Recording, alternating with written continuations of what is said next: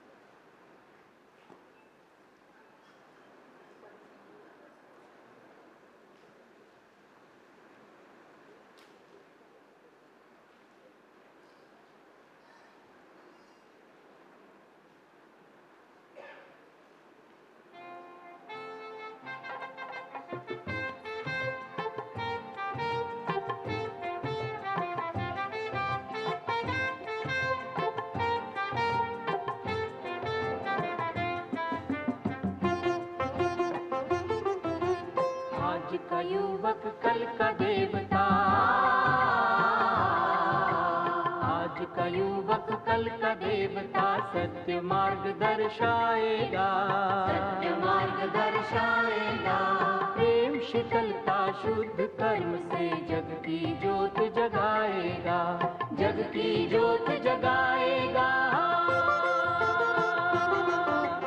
आज का युवक कल का देवता, सत्य मार्ग दर्शाएगा। प्रेम शीतलता शुद्ध कर्म से जग की ज्योत जगाएगा, जग की ज्योत जगाएगा।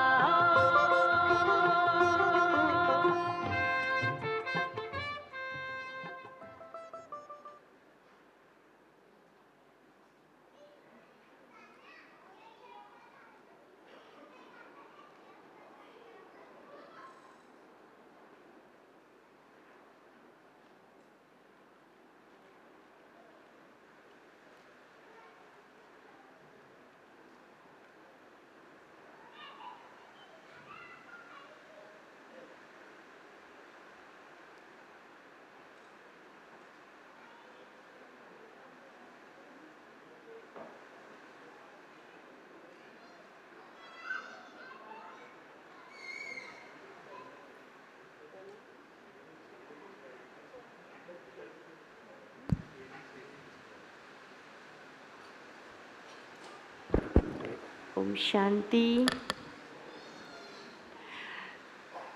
आदरणीय दीदी हमारे बीच में हैं। वैसे तो हम सब कल दीदी जी से परिचित हुए, न केवल उनकी व्यक्तित्व से, उनके बोल से भी, उनकी भावनाओं से भी। इस समय दीदी जी हम सब के बीच में एक ऐसी सुंदर अनुभूति इस संध्याकालीन सत्र में कराने जा रहे हैं। आदरणीय ब्रह्मा कुमारी इसकी पूर्व मुख्य प्रशासिका थी दिवंगत दादी जानकी जी, जो हमेशा कहा करती थी कि केयरिंग, शेयरिंग एंड इंस्पायरिंग।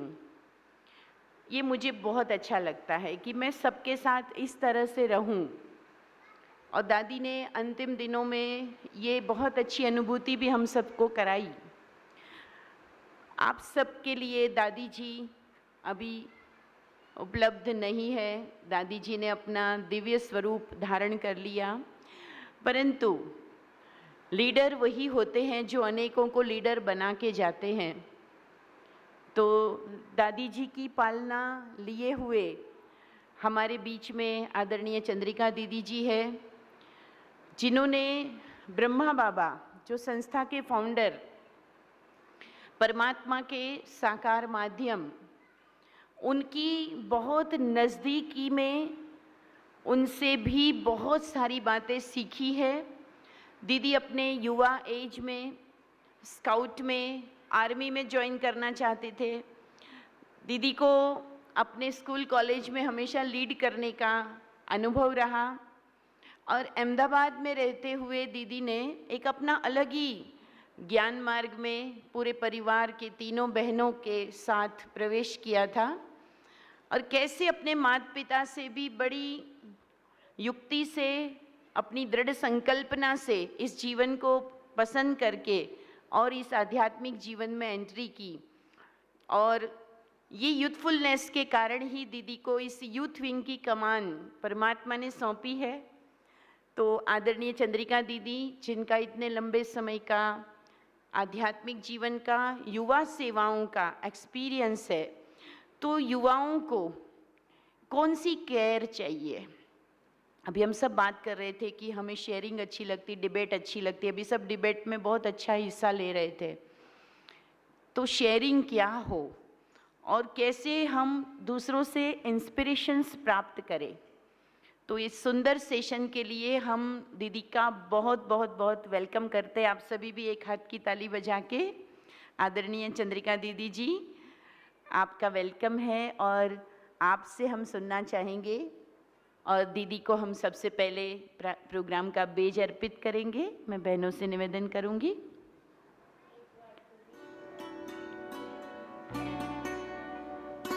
हमने दीदी में एक चीज देखी है कि दीदी बहुत अच्छी टीचर है, लेकिन उनसे भी अच्छी वो स्टूडेंट है। दीदी कभी भी ब्रह्म मुहूर्त 3:30 बजे का योग किसी भी स्थिति में मिस नहीं करते। और उस वक्त एक बार उन्होंने अपना सीक्रेट मुझे बताया था कि मैं 5 चीज़ों के लिए सुबह योग करती हूँ। न्यू ईयर में मुझे विश किया था आपने कि सेल्फ के लिए, जिनको मैं पढ़ाती हूँ उनके लिए, पूरी संस्था के लिए, देश के लिए और प्रकृति के लिए, इन 5 के लिए डेली सुबह 3:30 बजे आप मेडिटेशन करके वाइब्रेशन देते हैं। तो आज भी आप उन अनुभवों के मोतियों से लाभान्वित होंगे। आदरणीय दीदी, मुझे 7 बजे तक का टाइम मिला है ना? 7 बजे तो मेडिटेशन शुरू होगा ना? दोनों सेशन को मिलाया है दीदी, कंफर्म करके बताते हैं जी। कम से कम 20 मिनट तो आपका स्पीच है, फिर एक्सपीरियंस जितना मिलेगा मेरे को इनफ है। जी। सबसे पहले तो मैं शेयर करना चाहती हूँ मेरी दिल की भावनाओं को। सेशन शुरू हो रही तब से ही मैं बैठी थी और मैंने पूरा सत्र देखा, सुना, अनुभव किया। मुझे बहुत अच्छा लगा है और उसके लिए जिन्होंने भी प्रयास करके इतना अच्छा डिज़ाइन किया है और प्रैक्टिकल कार्यान्वित किया, उन सभी को मैं बहुत बहुत बहुत दिल से धन्यवाद करती हूँ। सवाल एक आपसे शेयर करना चाहती हूँ कि क्या इतने लंबे समय से आप बैठे हुए हो और आप सभी में इतनी धैर्यता है जो आप मुझे और भी आगे सुनते रहेंगे, कि आपको थोड़ी छुट्टी चाहिए? जो कहते नहीं हम सुनने लिए रेडी हैं वो जरा हाथ उठाएं। बहुत बहुत थैंक यू। हमारे गीता बहन जी ने कहा शेयरिंग, केयरिंग, इंस्पायरिंग। ये शेयरिंग क्या चीज़ है? जीवन में ये बहुत आवश्यक है। हम एक परिवार में रहते हैं, 2 लोग, 10 लोग, 15 लोग, 20 लोग, 25 लोग। एक दूसरों से बात करना ये बहुत आवश्यक है, क्योंकि जब हम बात करते हैं तो सामने वाले की स्थिति को, सामने वालों की भावनाओं को, सामने वाले की आवश्यकताओं को अंडरस्टैंड कर पाते हैं। और उसे अंडरस्टैंड करके फिर जब हम उसको रिस्पॉन्स करते हैं, उसको केयरिंग कहा जाता है। और हमारे साथ रहने वाले, मिलने वाले, जुड़ने वाले सभी लोगों को हमारे द्वारा इंस्पिरेशन मिले, कुछ प्रेरणाएं मिले, कुछ शक्ति मिले, ये बहुत आवश्यक है।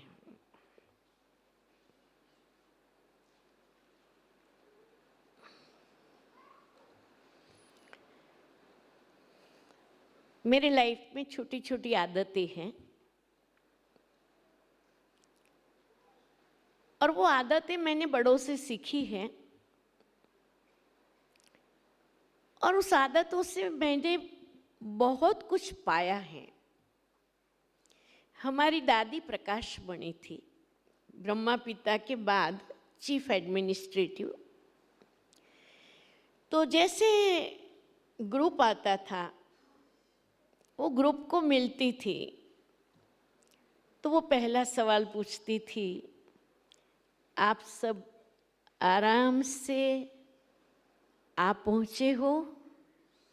रास्ते में कोई तकलीफ तो नहीं हुई है? आप सबको याद है दादी ये सवाल पूछती थी? याद है? जिन्हें याद है जरा हाथ उठाया, जो बैठे हुए।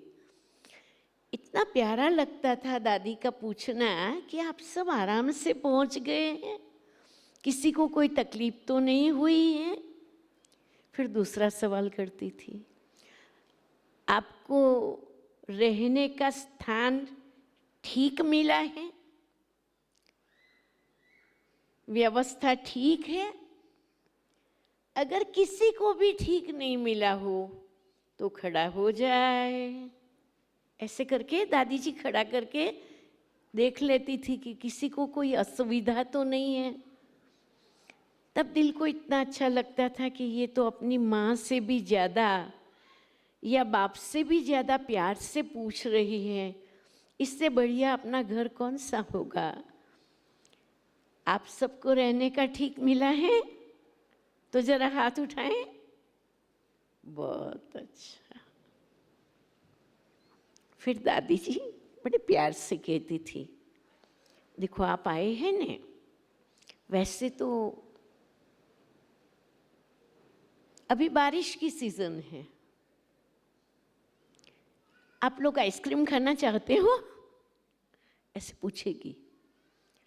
अगर कहे ना कि हाँ दादी हम आइसक्रीम खाएंगे, वो सबको आइसक्रीम खिला देगी। पूछेगी पकोड़े खाने हैं? अगर हाँ किया, पूरी सभा से 8-10 ने भी बोल दिया, सबको पकोड़े खिला देगी। मैं जहाँ रहती हूँ, अब हम साथ में रह रहे हैं, हम देख रहे हैं, मैं हर एक से जो मिलता है कहती हूँ, ठीक से नींद आई रात को? कुछ नाश्ता किया आपने? भोजन किया आपने? अब जिसने नहीं किया होगा तो वो जरूर कहेगा नहीं मैंने नहीं किया है। समझा जाता है उसको कुछ हेल्थ प्रॉब्लम है, या कुछ और कारोबार में व्यस्त है, या शायद उसको खाने का टाइम ही नहीं मिला है, या शायद उसने अपनी स्टाइल बदली की है। बदली करते हैं ना आजकल, बहुत सारे यूट्यूब पर भी आता है नेचुरोपैथी के, और वेजिटेबल्स खा करके कैसे रहना है, और डाइट कैसे ठीक रखना है, आदि आदि तो वो पढ़ लेते हैं। पढ़ने के कारण जो चीज़ अच्छी लगती है वो करने लग पड़ते हैं। तो ये परिवार में एक दूसरों से बातचीत करना कि आप कैसे हैं, ठीक हैं, आपको नींद आई कि नहीं, आपका स्वास्थ्य अच्छा है, इससे अपनेपन की फीलिंग आती है। मुझे कोई पूछने वाला है, मुझे कोई देखने वाला है, मेरी कोई टेक केयर करने वाला है, ये फीलिंग आएगी। ऐसा नहीं सोचा जाता है, अभी घर में ही तो है, रोज रोज क्या पूछने का। ये केयरलेसनेस है, ऐसे नहीं होना चाहिए। हर एक से अपने को अपनापन महसूस होना चाहिए। मैं जहाँ रहती हूँ, घर में कोई बीमार होता है, 2 बड़े बिल्डिंग हैं, मैं एक बिल्डिंग में हूँ, वो दूसरे बिल्डिंग में है।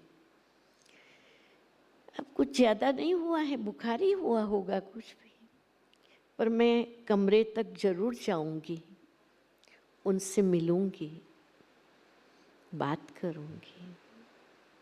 कुछ नहीं तो अपने हाथ से ग्लास पानी भी पिला के आऊंगी, सिर पर हाथ घुमा के आऊंगी। क्या होगा उससे? ऐसा करना चाहिए। जो समझते हाँ ये करना जरूरी है, हाथ उठाएं। वाह, ये तो सबको जरूरी लगता है। और जो लोग ऐसा करते हैं, जरा हाथ उठाएं।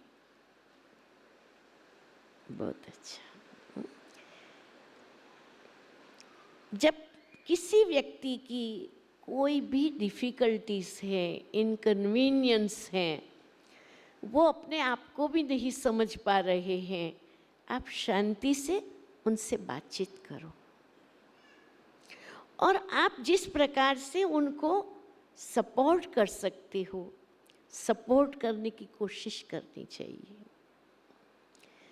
कभी कभी जीवन के अंदर कोई न सोची बात आने से या हेल्थ बिगड़ने के कारण या लाइफ में फेल्योर मिलने के कारण लोग नर्वस हो जाते हैं।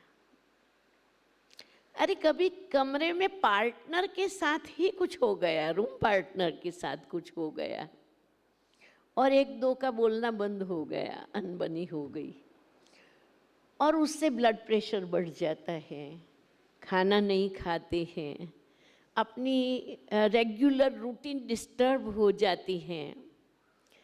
ऐसे समय पर हम उनसे बैठ कर के बात करते हैं और हम उनको इंस्पायर करते हैं कि अच्छा ऐसी बात हुई है, ये तो मैंने भी जीवन में पास किया है। देखो, ऐसी बात आने से हमें उसको पॉजिटिव लेना चाहिए और पॉजिटिव लेकर के लाइफ में आगे बढ़ना चाहिए। तो मैं हमेशा एक ब्रह्मा बाबा का मिसाल सुनाती हूँ। एक स्टोरी हमारी दादी जानकी मनोहर दादी जी ने हमको सुनाई थी। तो हमारी एक बहन थी, अजमेर सेंटर संभालती थी, उनका नाम राधा बहन जी था। वो लॉयर बन गई। उसने आकर के बाबा को कहा, बाबा अब मेरी पढ़ाई पूरी हो गई है, अगर आप चाहो तो मैं अपना जीवन सेवा में अर्पण कर सकती हूँ और आप मुझे कहो तो मैं प्रैक्टिस कर सकती हूँ। तो बाबा ने कहा, नहीं नहीं बच्ची, तुम्हारी तो बहुत ज़रूरत है। जयपुर से एक बड़ा आदमी आया था, उसने कहा था हमारे जयपुर में केंद्र खोलना है और हमें डबल ग्रेजुएट चाहिए, तो बच्ची तुम आ जाओ, बाबा तुमको जयपुर सेवा में भेजेगा। उनको बोला, वो तो अपनी तैयारी के साथ आई थी कि बाबा मैं तो आई हुई हूँ। बाबा ने एक दादी जी के साथ उनको जयपुर भेजा। उनको नहीं भेजा, 2 बहनों को पहले भेजा और कहा कि ये फलाने भाई का एड्रेस है और उन्होंने कहा है कि हमारे यहाँ केंद्र खोलना है, तो आप लोग जाओ और वहाँ जा कर के उनसे मिलो। उस ज़माने में फ़ोन और ये सब कारोबार इतना नहीं था फास्ट, और अभी भी इतना सब होने के बावजूद हमें लाइनें नहीं मिल रही हैं, नेट नहीं मिल रहा है। अभी हम ऐसा अनुभव कर रहे हैं न, तो उस समय तो बहुत तकलीफ थी। तो गए, उसके घर गए तो वो भाई तो था ही नहीं, बाहर गया हुआ था कहाँ। उसकी मिसिस ने कहा, भाई साहब अभी तो नहीं है, तो आप ऐसे करना, कल आना। दूसरा दिन सुबह हुआ, बहनें सुबह 9-10 बजे के टाइम में जा कर के मिली, भाई साहब को मिलने लिए गए। बोला नहीं अभी भी भाई साहब आए नहीं हैं। तो पूछा कब आए? बोला खास जरूरी है क्या? बोला हाँ, उन्होंने निमंत्रण दिया था हमारे बाबा जी को, तो इसीलिए हम आए हैं। तो बोला अच्छा ठीक है, शाम को देखना, एक बार चक्कर लगा लेना। फिर बहनें गई चक्कर लगाने, तो भी बंदा नहीं मिला। फिर भी बहनें गेस्ट हाउस में कहाँ ठहरे थे, फिर भी एक दिन रुके कि देखे कुछ रिस्पॉन्स मिले। तो 2 दिन के बाद जाते जाते मिलने गए, तो कहा कि भाई साहब तो आउट ऑफ स्टेशन हैं, बाहर गांव चले गए हैं, मतलब उन्हों का इरादा नहीं होगा। ये लोग तो गए, जाके बाबा को मिले। बाबा को कहा बाबा देखा ये कितना बड़ा धर्म का धक्का हुआ, हमारे साथ तो ऐसे ऐसे हुआ, वो हमको मिला भी नहीं और हमको लगा कि मिलने का इरादा भी नहीं था। तो बाबा ने कहा अच्छा बच्ची, ये तो बहुत अच्छा हुआ। अभी बाबा नियम बनाएगा कि जब तक कोई लिखत में ऑफिशियल इनविटेशन नहीं दे, तब तक बाबा अपनी बच्चियों को कहाँ भी भेजेगा नहीं। कितनी बड़ी बात थी। और बाबा ने कितना सहज लेकर के उन बच्चियों को भी पॉजिटिव बना दिया। और तब से ही सचमुच संस्था के अंदर ये नियम दाखिल हुआ, कोई भी शहर में या गांव में या कहाँ भी केंद्र खोलना होता है तो ऑफिशियल इनविटेशन मंगाया जाता है, और जिसमें कम से कम 40 से 50 लोगों का सिग्नेचर हो कि यहाँ केंद्र खोलो, हम उसको लुक आफ्टर करेंगे, 2 बहनों की टोटल रिस्पॉन्सिबिलिटी हम उठाएंगे, हम रोज़ आकर के यहाँ लाभ लेंगे। तो एक नियम बन गया। अब वो बात जब से मैंने सुनी मेरे दिल में इतनी बैठ गई है।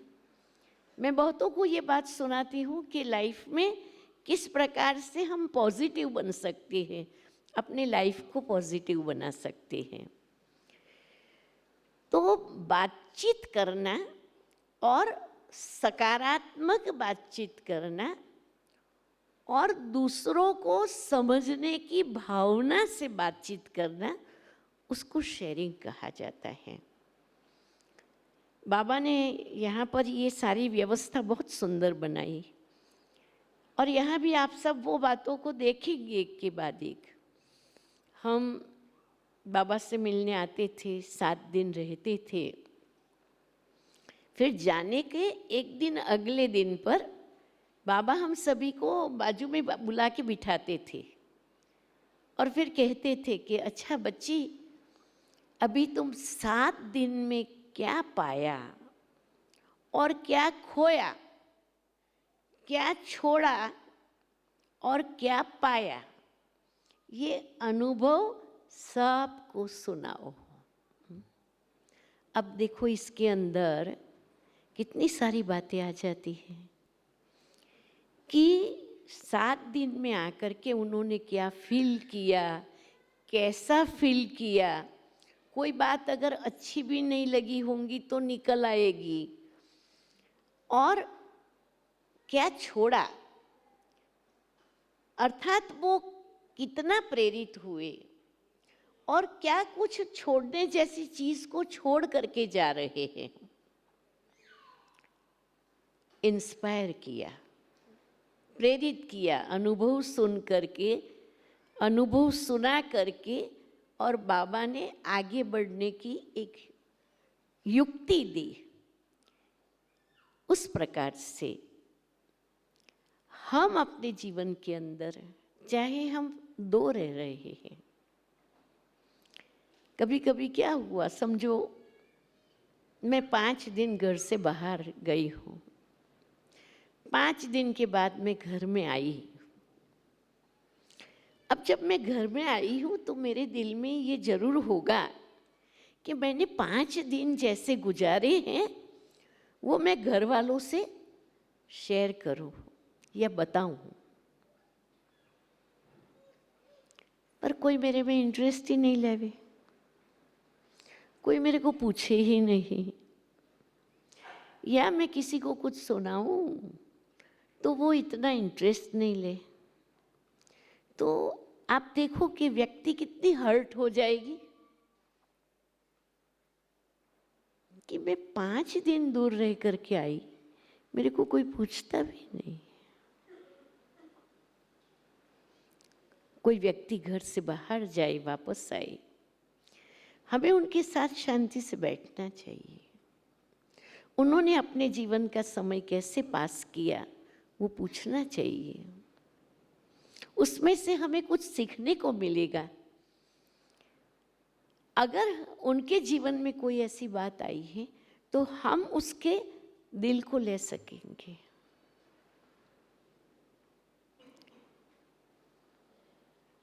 हमारे यहाँ ये सिस्टम है, हर एक केंद्र पर होगी, पर यहाँ से कोई भी व्यक्ति बाहर से जब घर में आते हैं तो हमारी फैमिली मीटिंग होती है।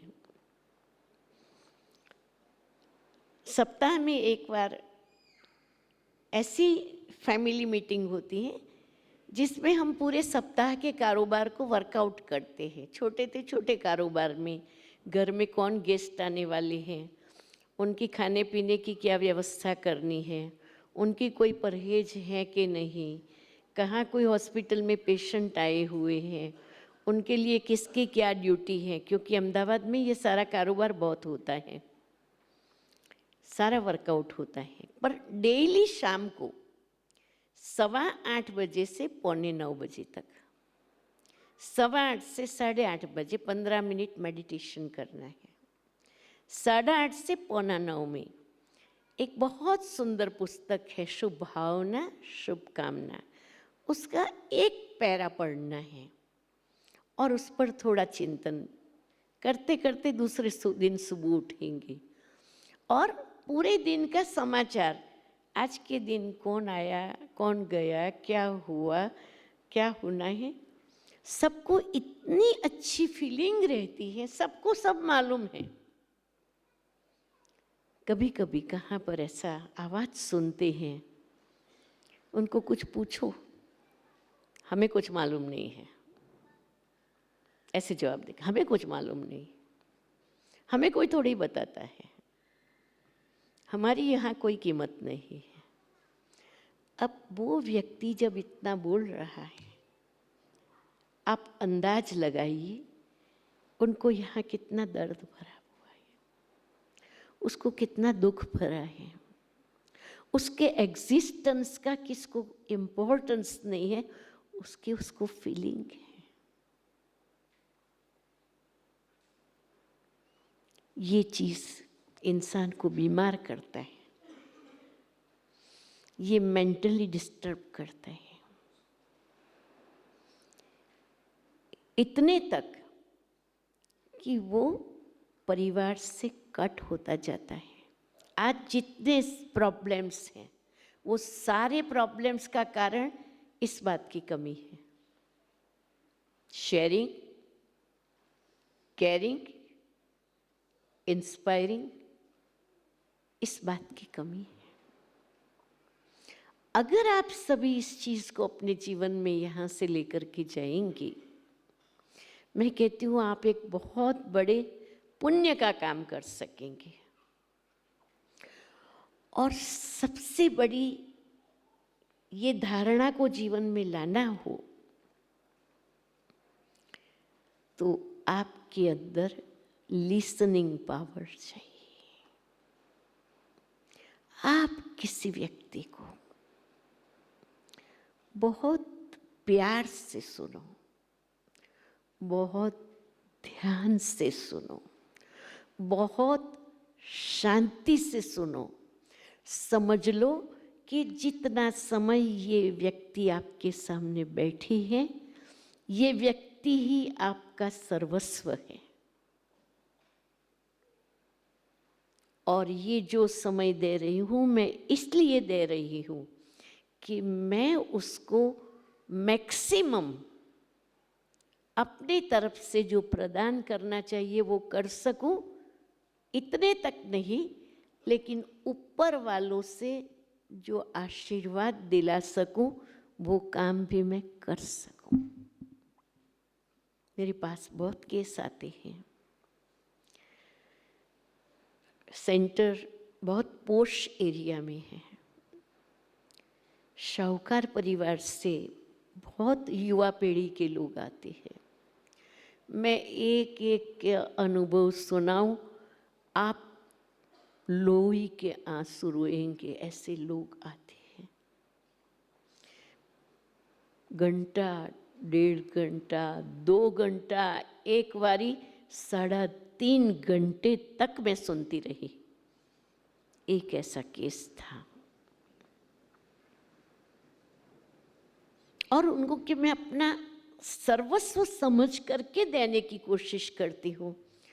उस व्यक्ति के जीवन को केवल 48 घंटे में मैं बदल पाई, ऊपर वाले की मदद से। जो सुसाइड करने वाली थी, जो बिल्कुल पागल की स्टेज में आई थी, जिनको संवारना बहुत मुश्किल था, जो एक बहुत बड़े शहर में करोड़ोंपति की लड़की थी, जिसके पति ने 12 साल की शादी के बाद छोड़ा और उनकी 11 साल की ट्विंस बच्चियों को लेकर के वो चला गया था। क्या उनकी हालत थी,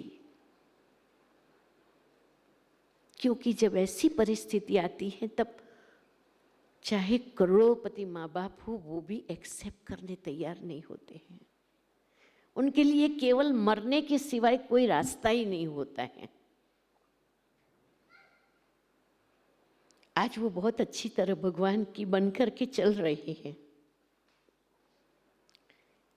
सुनो, हमारे पास बहुत टाइम है। मैं भी मोबाइल हाथ में रखती हूँ केवल फ़ोन रिसीव करने लिए, जवाब देने के लिए। बाकी मोबाइल में मेरे काम का कुछ भी नहीं होता है। मैं अपना मैक्सिमम टाइम लोगों को सुनने में देती हूँ और मुझे उसमें बहुत अच्छा लगता है, क्योंकि जब मैं सुनती हूँ तो मैं भगवान को साथ में रखती हूँ। मैं कहती हूँ, परमात्मा आपने वादा किया है कि तुम जब याद करो तो मैं तुम्हारे साथ हूँ। इस आत्मा के खातिर आपको मेरे साथ रहना होगा, आपको सुनना होगा, उसका जिसमें भला है वो करना होगा। मैं भगवान को उस कदर अपने साथ रखती हूँ और हर आत्मा को सांत्वना देने में बाबा मुझे पूरा मदद करता है और आत्माओं को बहुत शक्ति और मदद मिलती है। मैं आप सबसे ये अनुरोध करूँगी कि आप भी ऐसा कीजिए, भगवान को साथ में रख करके, उनकी याद में रह करके, माँ बाप, छोटा भाई, बड़ा भाई, छोटी बहन, बड़ी बहन, घर के सामने कोई बीमार, रोगी, आपकी नज़र में कोई भी आ जाए, आप थोड़ा समय दे दो, आप उनको थोड़ा आश्वासन।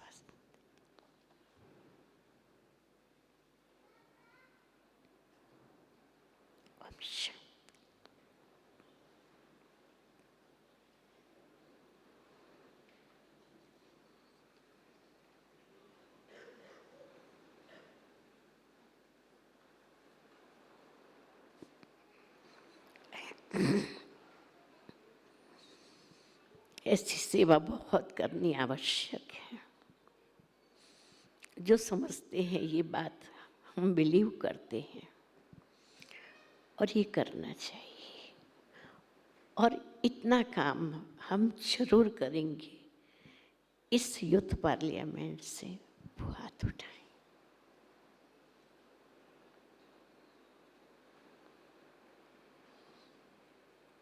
Thank you. किसी से कभी अबोला नहीं करना। कभी कभी दो की आपस में नहीं बनती है ना, संस्कार नहीं मिलते हैं, कोई बात में कट हो जाती है, मुंह फिरा के जाएंगे, अरे क्या कर रहे हो, दिनों तक बात नहीं करेंगे, एक कमरे में रह रहे हैं, एक घर में रह रहे हैं, कोई झुकने तैयार नहीं हो रहा है, कितना तनाव है। अगर आपको दिल में लगता है कि हम उसके बच्चे हैं तो झुकना सीखना। मैं किसी दो को ऐसे देखती हूँ कि इनों की आपस में नहीं बन रही है, मुझे अंदर में दर्द होता है और उस दर्द को मैं ऐसे पॉजिटिव करती हूँ। मैं बाबा के आगे बैठ के मेडिटेशन करती हूँ, भगवान इनका संबंध ठीक हो जाए। मैं उन्हों को कुछ नहीं कहती हूँ, न किसी की फेवर करती हूँ, न मेरे दिल में किसी के लिए कभी थोड़ा भी ऊंचाई नीचाई हो, ऐसा नहीं है। बहुत समानता का भाव मेरे दिल में रहता है। 25 के बीच में रहती हूँ। ऐसा तो होगा नहीं कभी कि कोई दो को अनबन बन जाए, उनों का आपस में मैच होना मुश्किल हो जाए। वो मेरे लिए सबसे बड़े से बड़ा दर्द होता है।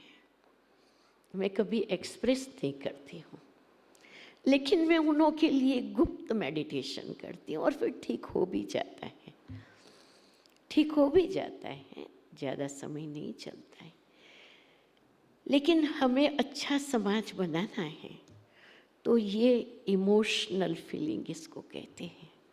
इस फीलिंग को हमें बहुत अच्छी तरह से समझ के हमें लोगों के लिए जितना भी कर सके ये करना जरूरी है। क्षमा करना, मैं थोड़ा इमोशनल हो गई हूँ।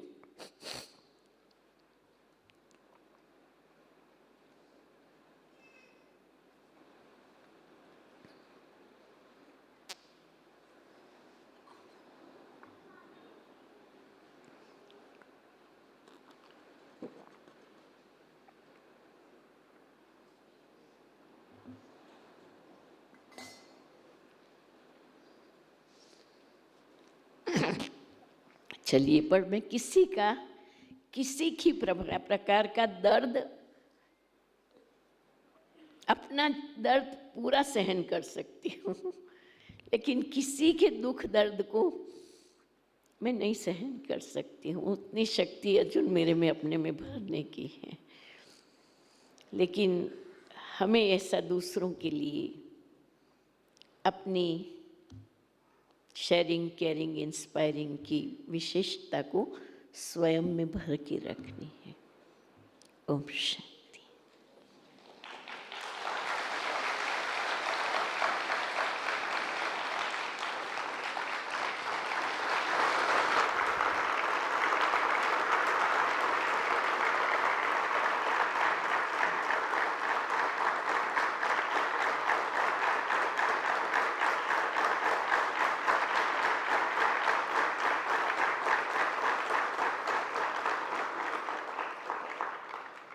बहुत बहुत धन्यवाद परम आदरणीय चंद्रिका दीदी का।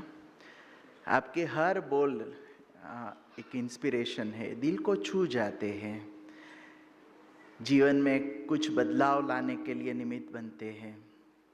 आपका जीवन ही इंस्पिरेशन है और हमारे जैसे अनेक युवाओं का जीवन बनाने के आप निमित्त हैं।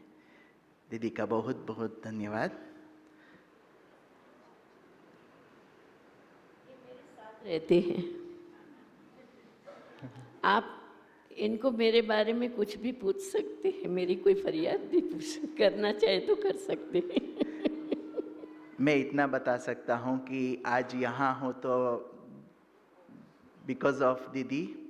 उन्होंने हमारे जैसे अनेक युवाओं का जीवन बनाया है और ये प्रत्यक्ष में ये आपके सामने उपस्थित है as a youth wing committee members. Thank you दीदी जी।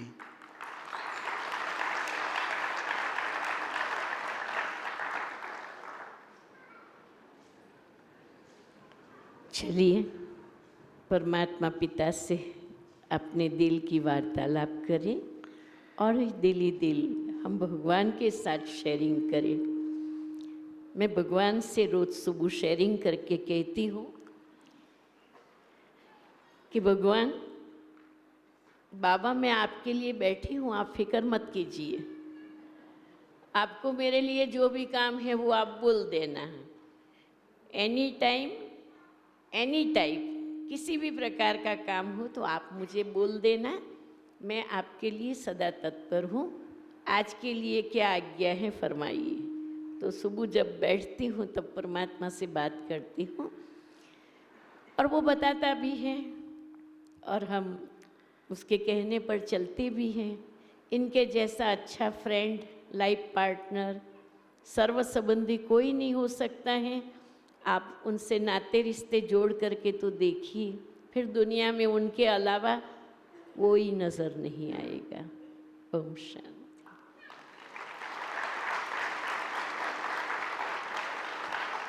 अभी 3 मिनट परमात्मा की याद के बाद आगे का 7:30 तक चलेगा। हाँ।